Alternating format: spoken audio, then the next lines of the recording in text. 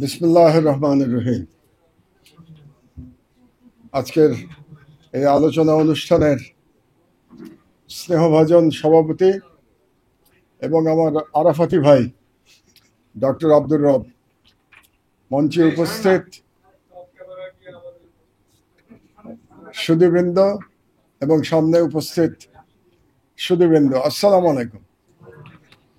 আজকের সেমিনারের সাবজেক্ট ছিল বাংলাদেশের যুব সমাজ নিয়ে। তো সেই কারণে আজকের এই সেমিনারে আমি যুবকদের আর একটু বেশি উপস্থিতি আশা করেছিলাম। তো আমার মনে হচ্ছে যে আজকে আমরা প্রবীণেরাই বোধহয় সংখ্যায় বেশি যুবকদের তুলনায়। তো আজকে আমরা এতক্ষণ যে আলোচনা শুনলাম সেখানে আমি কিছু হতাশার বাণী শুনতে পেয়েছি অনেকের কাছ থেকেই। তো আমি আপনাদেরকে বলি, আমি কিন্তু হতাশ নই, এবং হতাশ না হওয়ার একটা কারণ হচ্ছে যে গতকাল আমি ঢাকার বাইরে ছিলাম। ঢাকার বাইরে একটা বিশ্ববিদ্যালয়ে একটা অনুষ্ঠানে আমি গেছিলাম, খুলনাতে, খুলনা বিশ্ববিদ্যালয়ে, এবং সেখানে আমি সারাদিন কাটিয়েছি যুবক তরুণ তরুণীদের সাথে, ছাত্রছাত্রীদের সাথে। আমি তাদের মধ্যে যে দেশপ্রেম এবং যে সাহস দেখতে পেয়েছি, এবং ওই দেশপ্রেম এবং ওই সাহস দেখে আমি নিজে অনুপ্রাণিত হয়েছি, এবং আমার মনে হয়েছে যে ইনশাআল্লাহ কোনো অভ্যন্তরীণ কিংবা কোনো বহির্শক্তি বাংলাদেশকে আর কখনো পদানত করতে পারবে না। কারণ যে যাই বলুক না কেন, যারাই মাস্টার মাইন্ড সাজার চেষ্টা করুক, আমাদের মহান জুলাই বিপ্লব করেছে তরুণেরা।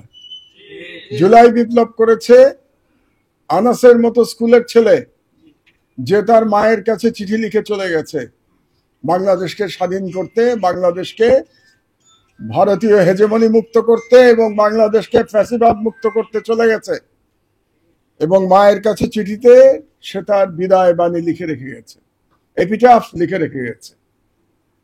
একটা ক্লাস 10-এ পড়া ছেলে, সে জেনে যাচ্ছে যে সে হয়তো আর ফিরে আসতে নাও পারে, এবং সে শহীদ হয়েছে। তো তাহলে যে জাতি আনাসের মতো একজন যুবকত হয় নাই, কিশোর অতিক্রান্ত একজন আনাস জন্ম দিতে পারে, সেই জাতির আমি মনে করি না ভয় করার খুব একটা কারণ আছে। অবশ্যই বাংলাদেশের যে বিপ্লব, সেই বিপ্লবের ভ্যানগার্ড ছিল তরুণেরা, এটা নিয়ে কোনো বিতর্কের অবকাশ নাই। যারা বিতর্ক করবার চেষ্টা করছেন তারা ইতিহাস অস্বীকার করছেন। ইতিহাস অস্বীকার করলে তারাই ইতিহাসের রাস্তা করে পতিত হবেন, ইতিহাসকে অস্বীকার করা যায় না। এবং এই তরুণেরাই, আপনারা তো জানেন 2024 সালে টাইম ম্যাগাজিনে মানে কান্ট্রি অফ দ্য ইয়ার হয়েছে কিন্তু বাংলাদেশ, এবং Bangladesh country of the year হয়েছে এই কারণে যে বাংলাদেশের তরুণেরা, নিরস্ত্র তরুণেরা, তারা কোনো ভায়োলেন্ট পদ্ধতিতে বিপ্লব করে নাই, তারা শান্তিপূর্ণ পদ্ধতিতে বিপ্লব করেছে রাষ্ট্রীয় সন্ত্রাসের বিরুদ্ধে, এবং আরেকটি বিদেশি শক্তির, বিশাল শক্তিধর রাষ্ট্রের বিরুদ্ধে তারা লড়াই করেছে, লড়াই করে তারা জয়লাভ করেছে এই তরুণেরা। এই জন্যেই সারা পৃথিবীতে বাংলাদেশের যে জুলাই বিপ্লব, এটা একটা বিপ্লবের আইকনে পরিণত হয়েছে। আমরা এতদিন আমাদের বক্তব্যে 2024-এর আগে বিপ্লবের কথা বলতে গিয়ে আমরা ফ্রেঞ্চ রেভলিউশনের কথা বলতাম, আমরা ইরানিয়ান রেভলিউশনের কথা বলতাম। এই আমাদের তরুণেরা পুরো ন্যারেটিভ বদলে দিয়েছে। আজকে সারা পৃথিবী বাংলাদেশ রেভলিউশনের কথা বলে। ফ্রেঞ্চ রেভলিউশন, ইরানিয়ান রেভলিউশনকে ছাপিয়ে বাংলাদেশ রেভলিউশন এখন পৃথিবীর রেভলিউশনের নতুন বেঞ্চমার্কে পরিণত হয়েছে। এই ধরনের একটা রেভলিউশনের চেষ্টা আপনাদের নিশ্চয়ই মনে আছে যে বছর 10 আগে আরবে করার চেষ্টা করা হয়েছিল, আরব বসন্ত, যার সৃষ্টি হয়েছিল, তৈরি হয়েছিল তিউনিসিয়া থেকে, এবং তারপরে সেটা ছড়িয়ে গেছিল। দুর্ভাগ্যবশত আরব রেভলিউশন সফল হয় নাই, সেখানেও তরুণেরাই কিন্তু লিড দিয়েছিল। আপনাদের নিশ্চয়ই মনে আছে যে তিউনিসিয়ায় যে বিপ্লব হয়েছিল, সেই বিপ্লবে যে জীবন দিয়েছিল সে একজন তরুণ শ্রমজীবী মানুষ ছিল। তিনি একজন ফল বিক্রেতা ছিলেন। তিনি নিজের গায়ে আগুন দিয়ে আত্মাহুতি দিলেন এবং তার জন্য বিপ্লব হয়ে গেল। আর বাংলাদেশের যারা লড়াই করেছে, যারা বিপ্লবের ভ্যানগার্ড ছিল, তারাও তরুণ ছিল। প্রধানত এটা শুরু হয়েছে ছাত্রদের দিয়ে, কিন্তু তারপরে সমাজের সর্বস্তরের মানুষ এই বিপ্লবে অংশ নিয়েছে। এবং এই বিপ্লবে আমাদের না মানার কোনো সুযোগ নাই। এত তাড়াতাড়ি তো আমরা ইতিহাস ভুলে যেতে পারি না। এই বিপ্লবে অবশ্যই তরুণদের অবদান সর্বোচ্চ ছিল। এটা নিয়ে যেন আমরা বিতর্ক সৃষ্টি না করি। এটা বলার পরে আরেকটা জিনিস বলা প্রয়োজন, কিন্তু একটা রাষ্ট্র শুধুমাত্র তরুণদের নিয়ে পরিচালিত হয় না। রাষ্ট্র প্রবীণ এবং তরুণের সমন্বয়ে পরিচালিত হয়। অর্থাৎ প্রবীণ এবং তরুণ উভয়ের দায়িত্ব আছে একটা রাষ্ট্র পরিচালনায়। আমি আগে একটু প্রবীণদের দায়িত্বের কথা বলে আমি তরুণদের আলোচনায় আসব। প্রবীণদের দায়িত্বটা কি? প্রবীণদের দায়িত্ব হচ্ছে নিজেদেরকে রোল মডেলে পরিণত করা। এই রোল মডেলকে যেন তরুণেরা ফলো করতে পারে। বাংলাদেশের প্রবীণদের আমাদের দুর্ভাগ্য হলো যে আমরা নিজেদেরকে রোল মডেলে পরিণত করতে ব্যর্থ হয়েছি। আমরা রোল মডেল হতে পারি নাই। বাংলাদেশে আমি যদি আজকে দুর্নীতির কথা বলি, বাংলাদেশে যদি মাদকের কথা বললেন কিংবা অন্যান্য সমস্যার কথা আমরা যদি বলি, তাহলে এটার প্রধান কারণ তো প্রবীণদের ব্যর্থতা, আমাদের ব্যর্থতা। আমরা পারি নাই স্বাধীনতার 54 বছরেও বাংলাদেশে একটি শোষণমুক্ত, বৈষম্য মুক্ত একটা রাষ্ট্র প্রতিষ্ঠা করতে।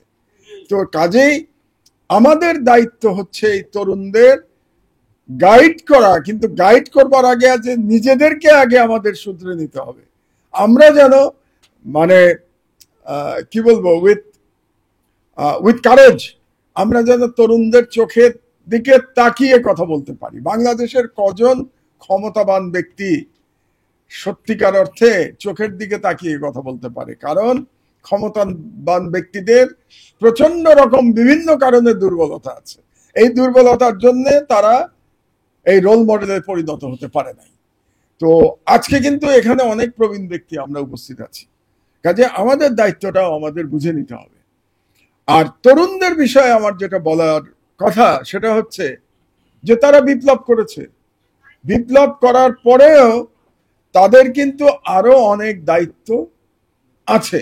সেই দায়িত্ব প্রধানত যে রাষ্ট্রের যে দায়িত্ব, রাষ্ট্রের যে রেসপন্সিবিলিটি, সেটা এক সময় তাদের কাঁধেই যাবে।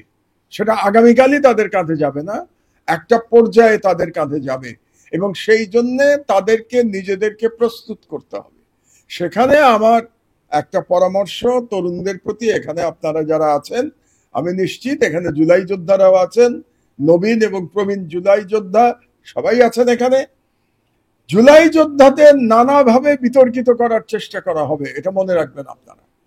কারণ এই যে বিপ্লব আমরা করলাম, এই বিপ্লবকে নস্যাৎ করতে হলে প্রথমেই এই বিপ্লবকে প্রশ্নবিদ্ধ করতে হবে।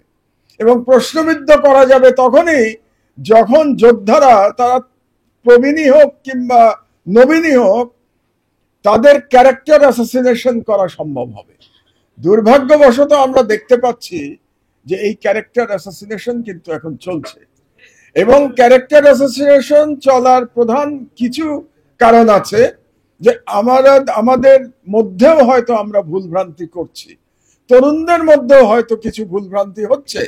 কাজেই তাদেরকেও সতর্ক থাকতে হবে, তাদেরকেও বুঝতে হবে যে তাদের কিন্তু টার্গেট করে রাখবে কারা? যারা যে ফ্যাসিবাদ দেশ থেকে পালিয়ে গেছে, পালিয়ে গিয়ে প্রভুর দেশে আশ্রয় নিয়েছে। সেই ফ্যাসিবাদের প্রধান শত্রু হচ্ছে বাংলাদেশের তরুণ সমাজ। কারণ বাংলাদেশের তরুণ সমাজই সেই ফ্যাসিবাদকে পরাজিত করেছে। এবং এই কারণেই তরুণদেরও নিজেদের মধ্যে একতা বজায় রাখতে হবে, ঐক্যবদ্ধ থাকতে হবে। এবং প্লাস কোন রকম কোন রকম লোভ লালসার কাছে আত্মসমর্পণ করা যাবে না। তাদেরকে এই বিষয়ে খুব সতর্ক থাকতে হবে। আপনারা গত কয়েকদিন ধরে মিডিয়াতে দেখতে পাচ্ছেন যে তরুণদের কিছু বিষয় নিয়ে নানা রকম বিতর্ক চলছে। এই বিতর্ক তৈরির পেছনেও কিন্তু হয়তো বা ষড়যন্ত্রকারীরা আছে, তারা নানাভাবে বিপদগামী করার চেষ্টা করবে। এটা যেন আমরা কেউ বিপদগামী না হই।